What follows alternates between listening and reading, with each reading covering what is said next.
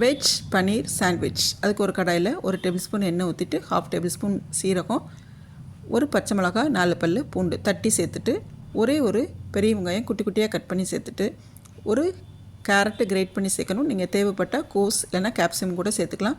கொஞ்சமாக உப்பு சேர்த்துட்டு 1/2 டேபிள் ஸ்பூன் மஞ்சள் பொடி, 1/2 டேபிள் ஸ்பூன் மிளகாய் பொடி அதையும் சேர்த்து வதக்கிட்டு பன்னீரை கிரேட் பண்ணி சேர்க்கணும். சேர்த்துட்டு தண்ணி எதுவும் சேர்க்கக்கூடாது. இந்த மசாலாலே பன்னீர் வேகணும்.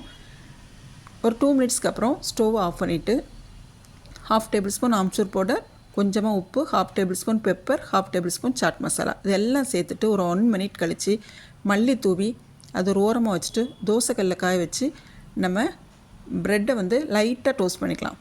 எண்ணெய் இல்லைன்னா நெய் போட்டு டோஸ்ட் பண்ணிவிட்டு நம்ம மசாலாவை நடுவில் வச்சு திருப்பி போட்டு சர்வ் பண்ணி பாருங்கள். டேஸ்ட் அட்டகாசமாக இருக்கும். அடிச்சுக்கவே முடியாது. கண்டிப்பாக குட்டீஸ்க்கு ரொம்ப பிடிக்கும்.